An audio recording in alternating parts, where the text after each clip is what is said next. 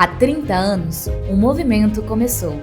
Um movimento de cuidado, união e propósito para que a vida continuasse a correr, como um rio. O CEIVAP nasceu da integração entre diferentes vozes, poder público, usuários de água e sociedade civil.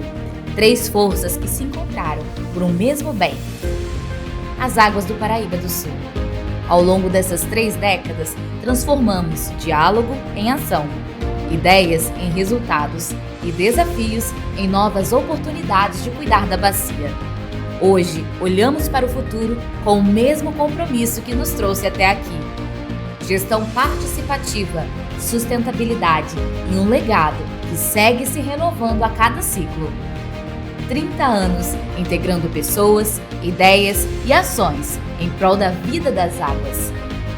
CEIVAP, o futuro começa a fluir no agora.